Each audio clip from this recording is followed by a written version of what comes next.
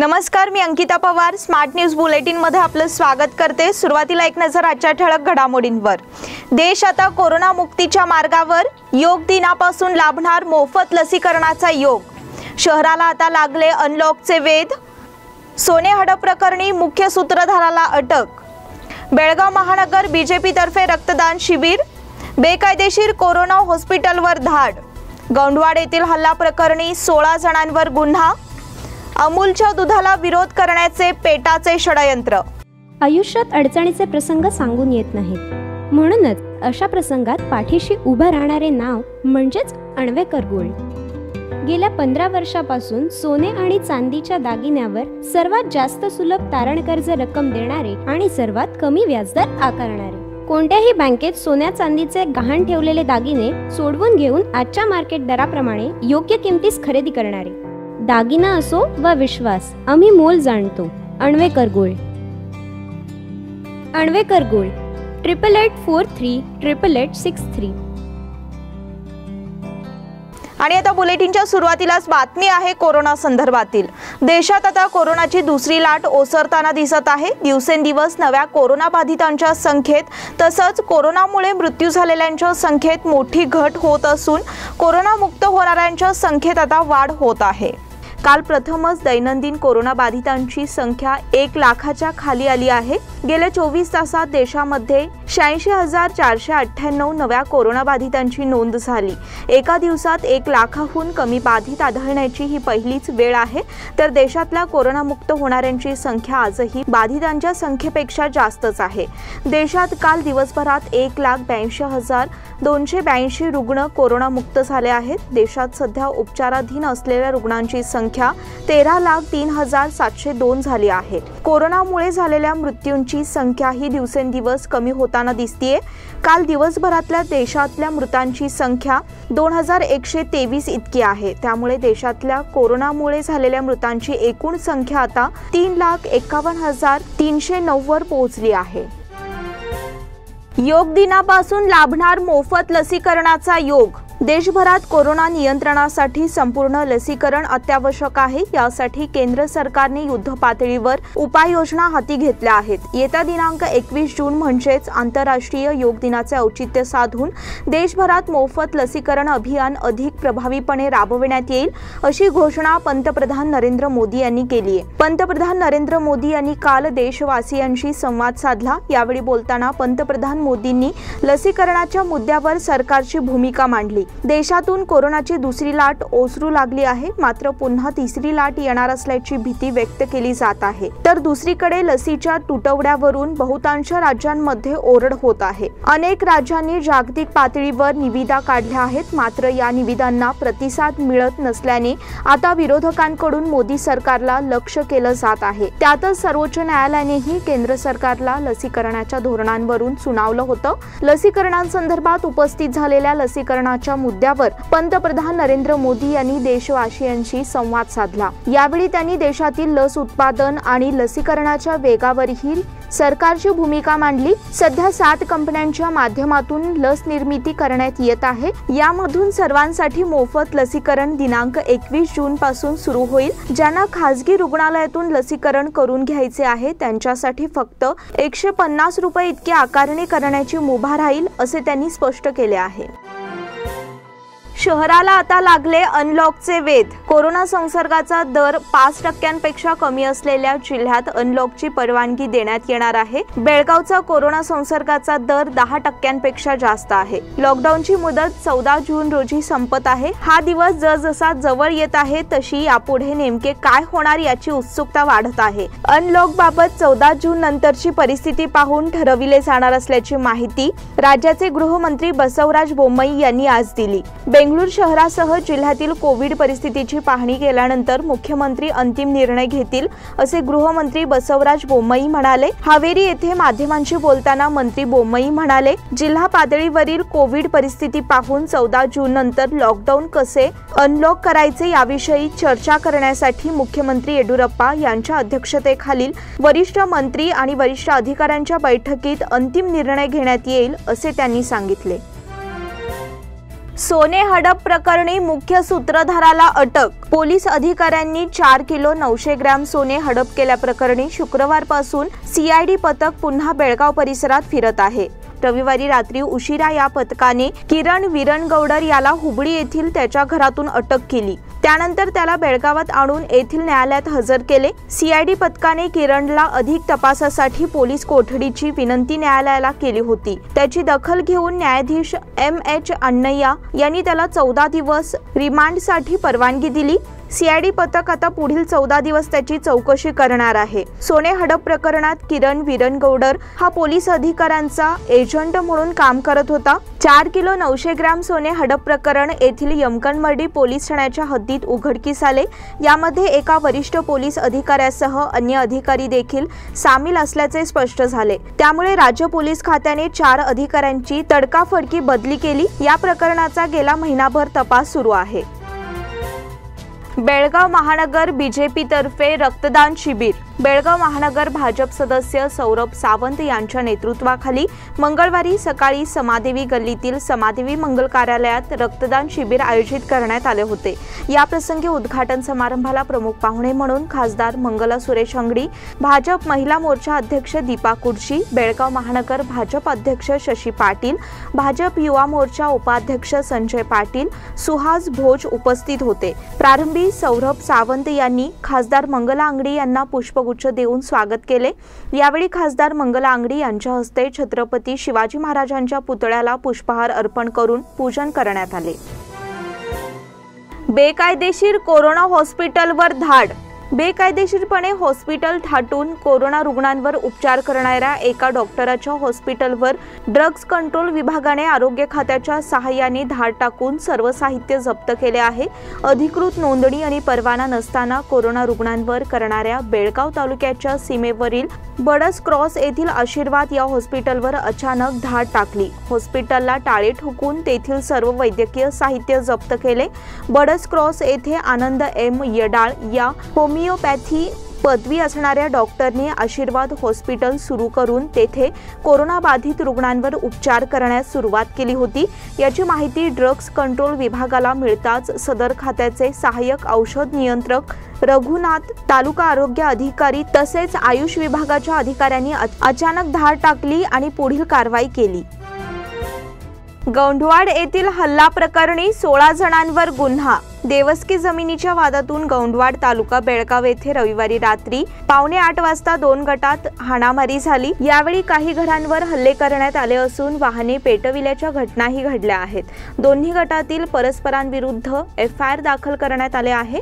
परस्परांविरुद्ध FIR दाखल करण्यात आली असून एकूण 16 जणांविरुद्ध गुन्हे नोंदविण्यात आले आहेत। ग्रामस्थांनी अशोक केदारी पाटील, भरत केदारी पाटील, मारुती नारायण पाटील आदींच्या घरावर हल्ला करून आपला संताप व्यक्त केल्याचे यावेळी सांगण्यात आले। अशोक केदारी वय 50, किसन पाटील वय 30, कृष्णा पाटील वय 35, उमेश पाटील वय 42, अनिल पाटील वय 48, शंकर निलजकर वय 55 अशी जखमींची नावे आहेत। त्यांच्यावर सरकारी इस्पितळात उपचार करण्यात आले आहेत। अमूलच्या दुधाला विरोध करण्याचे पेटाचे षडयंत्र। पेटा या संस्थेनं भारतात चालू केलेली वेगन मिल्कची चर्चा चुकीची आहे। अमेरिकेत सोयाबीनमध्ये जनुकीय परिवर्तन करून त्यापासून वेगन मिल्क बनवले जाते। त्यात जास्त प्रथिने असतात। या सोया मिल्कचा वापर करताना मात्र या पिकावर मोठ्या प्रमाणात विषारी कीटकनाशकांचा मारा केला जातो, हे लपवले जाते। भारतात गाईच्या दुधाची मोठी बाजारपेठ आहे। त्यावर विदेशी कंपन्यांचे आधिपत्य निर्माण करण्यासाठीच अमेरिकेतील पेटा संस्थेने अमूल आस्थापनाला प्राण्याच्या दुधापेक्षा वेगन मिल्क बनवण्याचा सल्ला दिला आहे, असा भांडाफोड हरियाणा येथील अभ्यासक आणि श्री विवेकानंद कार्य समितीचे अध्यक्ष श्री नीरज अत्री यांनी केला। ते हिंदू जनजागृती समिती आयोजित काय आहे पेटाचे खरे स्वरूप या ऑनलाइन विशेष परिसंवादात बोलत होते। हा कार्यक्रम यूट्यूब आणि ट्विटर यावर 4797 लोकांनी पाहिला। तो ये इसी तरह से मानसिकता से और इसी कार्य पद्धति से ये पेटा जो है एक कमर्शियली भारत के अंदर अब व्यवसाय के अंदर भी दखल अंदाजी करने का प्रयास ये कर रहा है।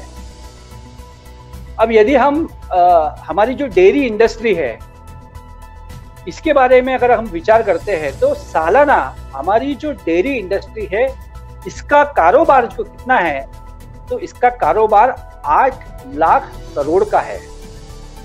आज समझ सकते हैं कि कितना बड़ा कारोबार है और उसके अंदर ये घुसना चाह रहे हैं। तो ये डेयरी उत्पाद जो है, डेयरी यानी पूरी जो है मिल्क और मिल्क से रिलेटेड जो अन्य उत्पाद है वो सभी मिलकर 8 लाख करोड़ का होता है। और अकेला अमूल का जो कारोबार है वो सालाना 38,500 करोड़ का है। और इसलिए ये पहला जो टारगेट है वो अमूल के ऊपर हो रहा है, ये अमूल जैसी संस्थाओं के ऊपर हो रहा है। ये हमें समझने के लिए की आवश्यकता है। या बुलेटिन मधील पुढील बातम्या छोट्याशा विश्रांतीनंतर। Poddar brothers jewellers, a perfect blend of traditional and modern jewelry in North Karnataka, Goa and southern Maharashtra, serving since 5 generations.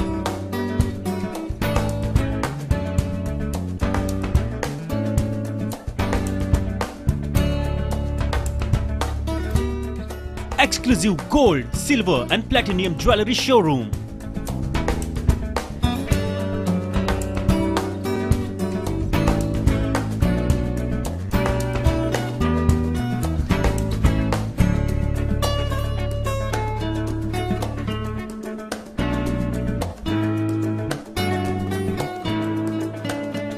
Poddar Brothers, Poddar Sons and Grandsons. Khade Bazar, Belgaum. Call is on 0831 240 5550 or 51 or 52 or 53. Visit us at www.poddarjewelers.com. बेलगाम वासियों के पसंद में उतरा उड़ान बार end restaurant. Social distancing का ख्याल रखते हुए हमारा स्टाफ देता है बेहतरीन सर्विस का विश्वास। यहां है पार्टी और फंक्शन के लिए 3 आलीशान हॉल, कारपोरेट डिनर मीटिंग के लिए 3 अलग कक्ष, आईपीएल मैच देखने के लिए 3 बड़े स्क्रीन की विशेष सुविधा। इसके साथ ही साफ सुथरा किचन जहां हमारा वेल क्वालिफाइड स्टाफ देता है क्वालिटी और हाइजीनिक फूड की गारंटी। तो फिर खाने की हो बात तो आना परिवार के साथ। उड़ान बार एंड रेस्टोरेंट, लिंगराज कॉलेज के पास, बेलगावी। फोन 0831 243577। विश्रांतीनंतर पुन्हा एकदा आपलं स्वागत। 10वी परीक्षेच्या पृष्ठभूमीवर शिक्षण आयुक्तांनी सर्व जिल्हा शिक्षणाधिकाऱ्यांना विशेष सूचना करून सोमवार दिनांक 7 जून पर्यंत परीक्षा केंद्रांबाबतची माहिती देण्यास सांगितले आहे। तसेच परीक्षा केंद्रांवर कर्तव्य बजावणारे सर्व शिक्षक आणि कर्मचाऱ्यांना कोरोना लस घेणे बंधनकारक करण्यात आले आहे। शिक्षण आयुक्तांनी झूम ॲपद्वारे जिल्हा शिक्षणाधिकाऱ्यांशी संवाद साधला। परीक्षेवेळी एका बेंचवर एकच विद्यार्थी बसवावा, एका खोलीत 12 विद्यार्थ्यांची सोय करावी, विद्यार्थ्यांच्या संख्येनुसार वर्गखोल्यांची संख्या वाढवावी, प्रत्येक केंद्रांवर कोरोना नियमावलीचे काटेकोरपणे पालन करावे, प्रत्येक परीक्षा केंद्रांवर 90 ते 100 विद्यार्थ्यांची बैठक व्यवस्था असावी, मुख्य परीक्षा केंद्रातील उपलब्ध वर्गीकरणानुसार इतर ठिकाणी विद्यार्थ्यांची बसण्याची व्यवस्था करावी, मुख्य परीक्षा केंद्रांवर सीसीटीव्ही कॅमेऱ्यांची नजर सक्तीची नाही असे त्यांनी सांगितले। परीक्षा केंद्रांची निवड करताना शाळांमध्ये असलेल्या मूलभूत सुविधांचा विचार करावा, सरकारी अनुदानित शाळांतील सहशिक्षक किंवा शिक्षकांची मुख्य अधीक्षक म्हणून नेमणूक करावी, निरीक्षक म्हणून सरकारी अनुदानित आणि विना अनुदानित शाळांतील शिक्षकांची नियुक्ती करावी, एका केंद्रातून दुसऱ्या केंद्रात स्थलांतरासाठी इच्छुक असलेल्या विद्यार्थ्यांची यादी तयार करावी, तसेच याबाबत ऑनलाईनद्वारे माहिती देण्यात यावी, 10वीच्या विद्यार्थ्यांचे इंटरनल आणि ग्रेस मार्क्स यांची माहिती मुख्याध्यापकांनी तयार ठेवावी, आपल्या क्लस्टरमध्येच परीक्षा केंद्र असावे अशा सूचना त्यांनी केल्या। सावगाव मारहाण प्रकरणातील पित्याचा मृत्यू। बेळगाव शहरापासून जवळच असलेल्या सावगाव तालुका बेळगाव गावात जमिनीच्या वादातून युवकाचा धारदार शस्त्राने शुक्रवार दिनांक 21 मे रोजी निर्घृण खून करण्यात आला होता। जमिनीच्या वादातून झालेल्या हल्ल्यात जखमी झालेल्या बापाचाही आज मृत्यू झाला आहे। नारायण कर्लेकर वय 64 असं मृत झालेल्या व्यक्तीचे नाव आहे। त्यांच्या पश्चात पत्नी, एक मुलगा, सून असा परिवार आहे। 21 मे रोजी झालेल्या मारहाणीत त्यांचा मुलगा रवींद्र नारायण कर्लेकर वय 36 या त्याचा विळा कुऱ्हाडीने हल्ला करून खून करण्यात आला होता। या हल्ल्यात दत्ता नारायण कर्लेकर वय 28, किरण नारायण कर्लेकर वय 31 आणि त्यांचे मयत वडील नारायण कल्लाप्पा कर्लेकर वय 64 हे तिघे जण जखमी झाले होते। त्यांच्यावर खासगी इस्पितळात उपचार करण्यात येत होते। बेळगाव ग्रामीणचे पोलीस निरीक्षक सुनील कुमार नंदेश्वर या प्रकरणी पुढील तपास करीत आहेत। शिवराज्याभिषेक दिनी गावच्या वतीने कोरोना योद्ध्यांचा सन्मान। जिल्हा रुग्णालयातील शवविच्छेदन विभागात कार्य करणाऱ्या गावच्या युवकाला कोरोना योद्ध्याचा सन्मान देऊन कंगराळी खुर्द ग्रामस्थांनी सन्मानित केले। ग्रामपंचायत आणि श्री शिवप्रतिष्ठान हिंदुस्थान संघटनेच्या कार्यकर्त्यांनी महाराजांच्या मूर्तीला दुग्धाभिषेक आणि जलाभिषेक घालून विधिवत पूजन केले। या अनुषंगाने आपल्या गावातील दीपक बंडू बसरीकट्टी हे बेळगाव सिव्हिल हॉस्पिटलमध्ये शवविच्छेदन केंद्र येथे कार्यरत आहेत। कोरोना काळामध्ये सिव्हिल हॉस्पिटल या ठिकाणी फ्रंटलाईन वॉरियर म्हणून सुद्धा आपले कार्य अगदी चोखपणे पार पाडत आहेत। त्यांचा सत्कार यावेळी करण्यात आला। दीपक यांचा श्री शिवप्रतिष्ठान हिंदुस्थान कंगराळी खुर्दचे कार्याध्यक्ष RI पाटील यांच्या हस्ते शाल आणि श्रीफळ देऊन सत्कार करण्यात आला। यावेळी सर्व धारकरी आणि ग्रामस्थ उपस्थित होते। मांगुरातील कोरोना कुटुंबांना लाभली अतुलनीय मदत। मांगूर तालुका निपाणी येथील सामाजिक कार्यकर्ते अतुल कांबळे यांनी आपली परिस्थिती नाजूक असतानाही आपल्या मासिक पगारातून कोरोना काळात काही गरीब कुटुंबांची परवड होऊ नये म्हणून समाजातील गरीब कुटुंबांना जीवनावश्यक वस्तू देऊन अतुलनीय अशी कामगिरी केल्याने त्यांचे कौतुक केले जात आहे। अतुल कांबळे हा सामाजिक कामात अग्रेसर असतो। घरची परिस्थिती बेताची असतानाही आपल्या परीने जी काही लोकांना मदत करता येईल ती मदत करण्यासाठी त्यांची सातत्याने धडपड सुरू असते। समाजातील काही कुटुंबांची कोरोनाने परिस्थिती नाजूक झाल्याचे त्यांच्या निदर्शनास आले। त्यांनी तात्काळ त्यांना लागणाऱ्या जीवनावश्यक वस्तूंची खरेदी करून त्या कुटुंबांपर्यंत पोहोचवून समाजापुढे एक वेगळा आदर्श निर्माण केलाय। परिस्थिती नसतानाही आपल्या हातून जेवढी मदत करता येईल तेवढी करून सामाजिक बांधिलकी जोपासली आहे। अतुलच्या या अतुलनीय कामगिरीचे परिसरात कौतुक होत आहे।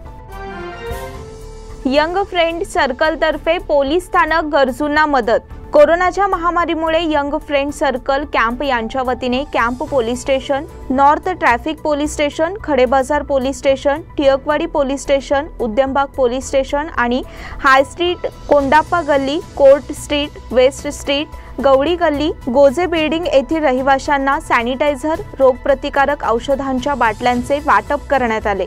सचिन R स्वामी, अखिल बॉम्बेवाला, अविनाश भंडारी, रोहन जोशी, रोहित कट्टी, अरुण रंगारे, पीटर डिसूजा यांच्या हस्ते हे वाटप करण्यात आले।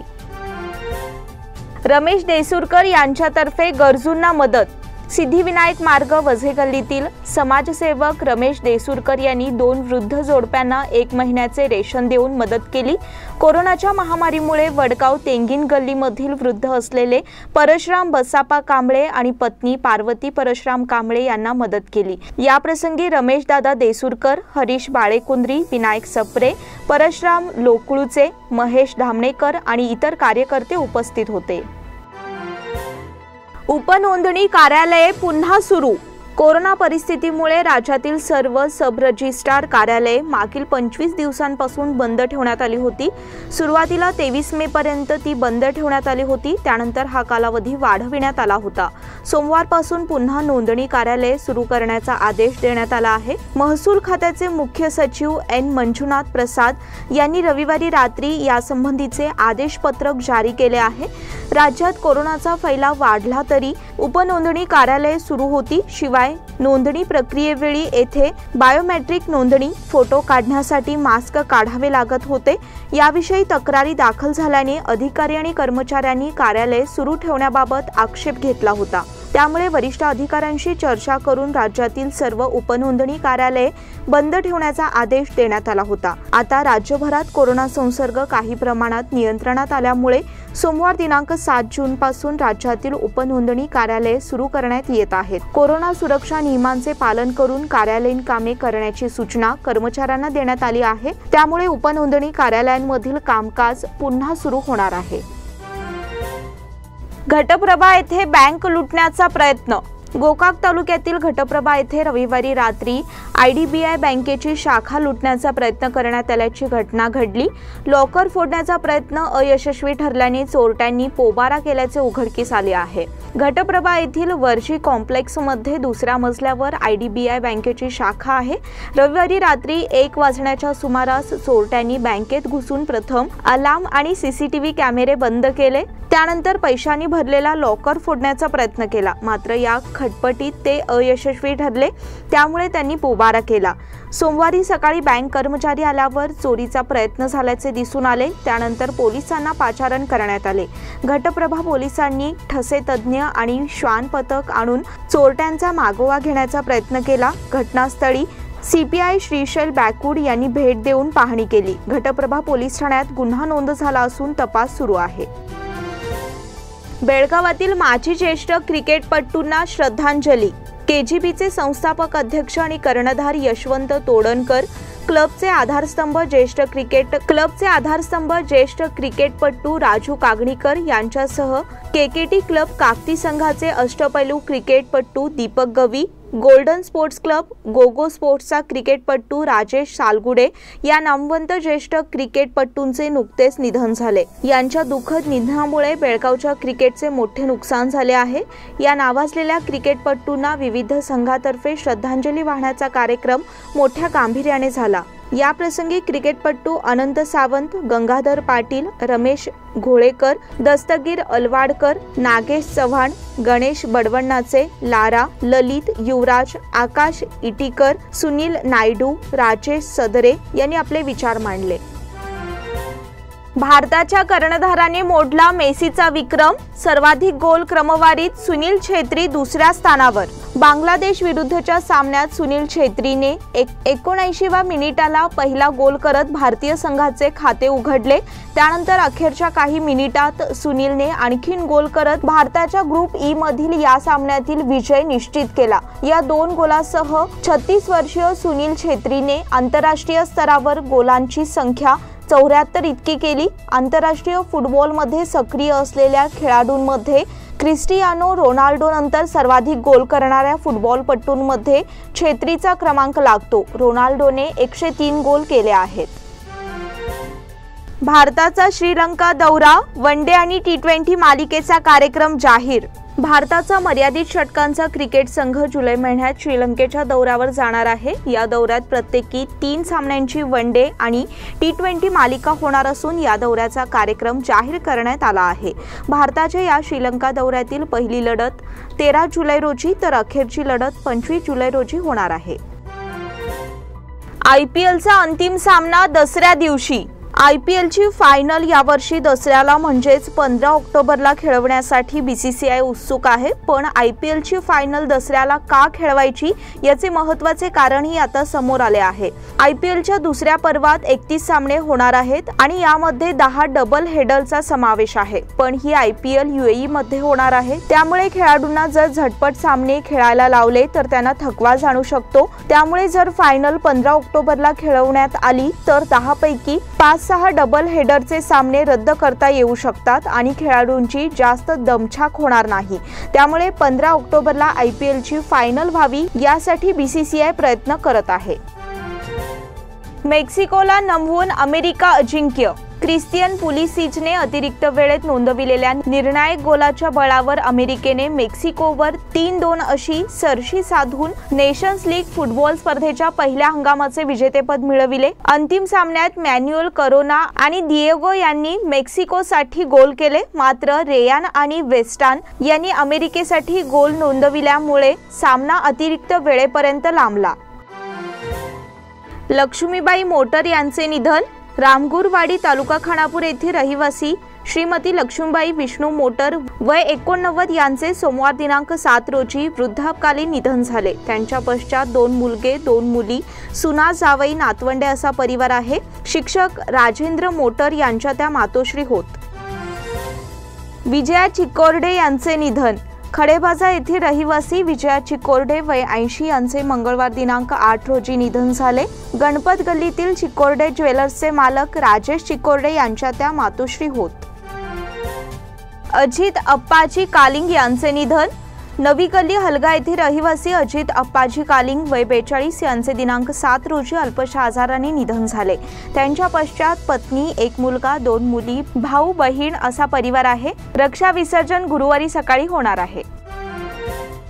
ज्योतिबा रामा लंगरकांडे यांचे निधन। महाराष्ट्र एकीकरण समितीचे निष्ठावंत कार्यकर्ते ज्योतिबा रामा लंगरकांडे वय 77 राहणार माळी गल्ली बेळगाव यांचे दिनांक 8 रोजी सकाळी 12 वाजता अल्पशा आजाराने निधन झाले। याचबरोबर स्मार्ट न्यूजचे आजचे बुलेटिन इथेच संपले। धन्यवाद। घरी राहा, सुरक्षित राहा।